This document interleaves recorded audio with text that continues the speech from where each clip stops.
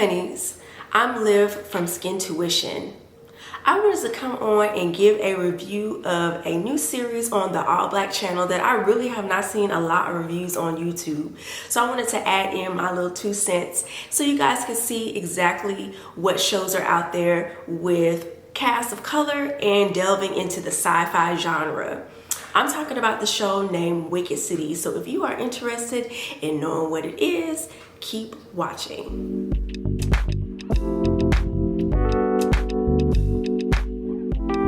So my name is Liv, and I actually am a holistic aesthetics educator. So I like to teach all things beauty, but I have a background in special effects makeup as well, and a love for all things sci-fi, kind of fantasy. So since I'm also new on my journey for African traditional religion, or ATR, I like to see things from a point and standpoint of people of color with a spin on that genre. And there's really not a lot out there. So when I heard about the show Wicked City and heard about some of the cast members, I really did get excited because it sounded like superb acting, a topic that's right up my alley.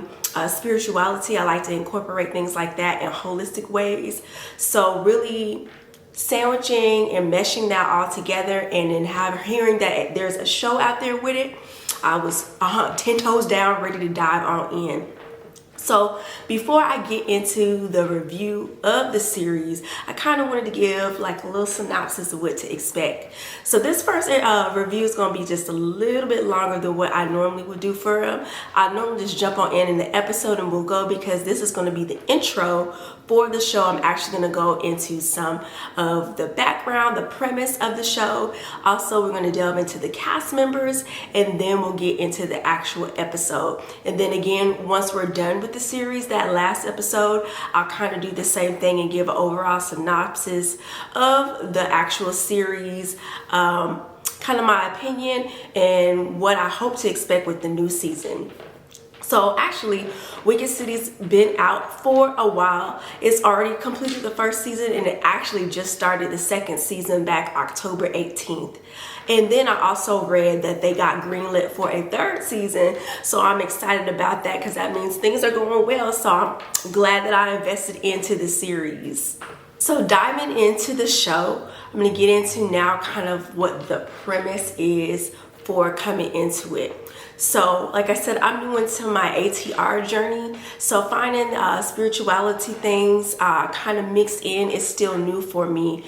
So I wanted to see how the show really presented this topic. It could be a bit sensitive if it's in the wrong hands, or a lot of things that are assumed are projected instead of actually how religion, spirituality, and really Africanism could be fused into like fantasy and like thriller kind of things like that.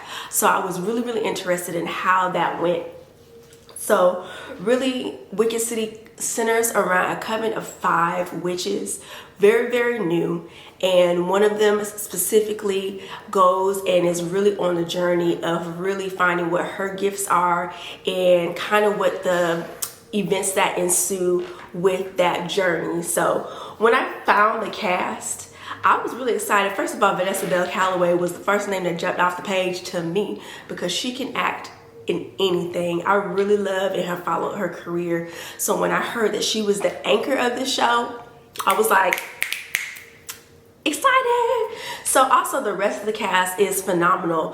When I was doing research, I found that most of the cast actually has already worked together, and that's from front of the camera to behind the camera. A lot of the production actually has worked together as well on different shows on All Black channel, or from other projects that they linked up on. So they're pretty familiar, which is good because you can feel that chemistry on the show as well. So if you are interested, I'll also link all the cast members, the IMDb page for it.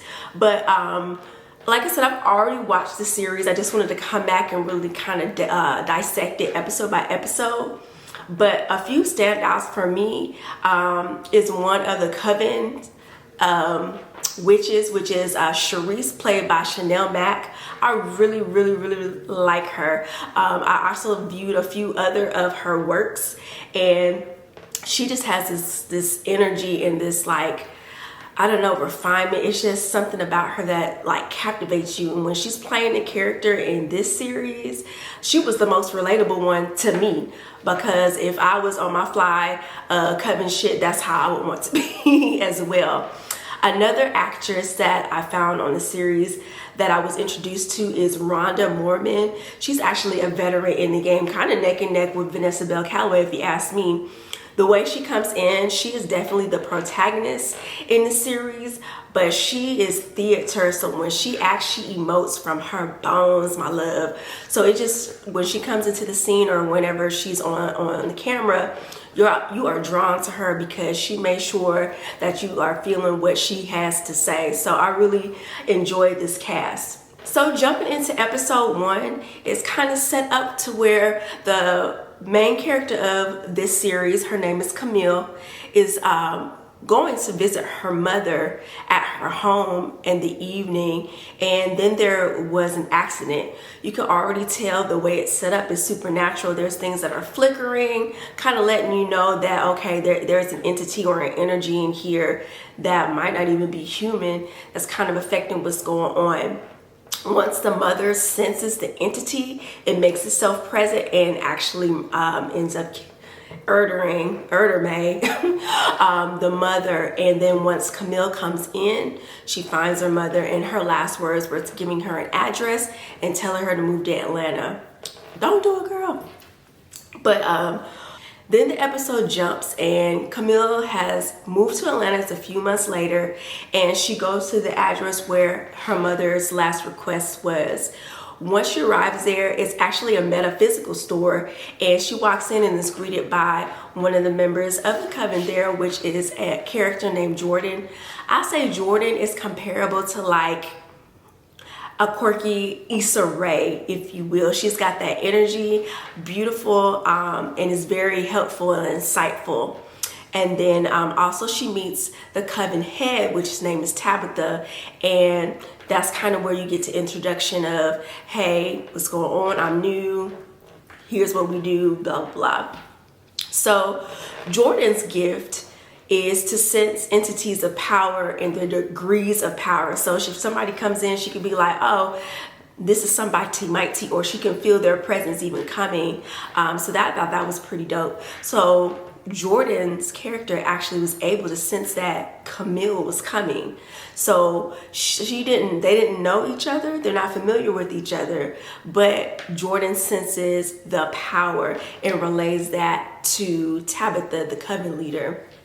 And Tabitha downplays everything. She said, no, that's what's going on. So it's kind of like, oh, what's that about? Like, she relates something, and really Tabitha downplayed that. So then once we get through that, Jordan kind of compels to Camille in order to help her learn what her gift is, or if she even has one. Camille's still a little bit skeptical because she was not introduced into the spiritual world, so she's still leery about coming through what they come through. But Jordan convinces her to go meet the other members of the Coven, and that's where she's introduced to Mona, an Afro-Latina witch that has the power of, I think it's like electricity, or the ability to manipulate electricity. I kind of didn't get the pin down on that one. The next one is Angela, who is a herbologist, so she really has a holistic take and is able to concoct different types of spells and different types of tenures that are very, very potent. And then the last one of the Coven that she meets is my girl Charisse, who has the power of manipulation or suggestion. So basically she can look you in the eye and make you do some things that you don't even know you're doing. So once they're there, Jordan wants to work on amplifying her gift. So they want to conduct a spell, and that's kind of where the trouble ensues. Again, Camille is new to the Coven, so she don't really know what's going on, but they're saying they needed another member with power. And since Jordan can sense Camille's power, she asked her to join in. And once they start conducting the spell, that's when they find out that Camille is something, and the power is overwhelming, and that's where the trouble ensues. So we kind of have that going there. Like I said, there's a lot of dynamics where they're trying to really find their place and footing in their spiritual journeys and are introduced to themselves. So that's kind of the premise of the first episode. But I thought it was interesting. It definitely caught me. The acting is there. You have fine actors that are there doing their thing with this series, and that's what really compelled me to stick with it. So another thing about the episodes with this, it's actually very short. The first season is only 6 episodes, and they run about 30 to 40 minutes. So it's not anything where you have to dedicate too much time, an hour or more, where you're feeling like the episode is dragging. They actually go by very quick, so you can get through the series easy. So I really like the first episode. Hopefully you guys do check it out. It's on the All Black channel if you're interested in seeing Wicked City. And I'll have the next review for episode 2 coming up shortly. So if you enjoyed this, let me know. I'll have all the links in the comment box below, and hopefully I'll see you soon.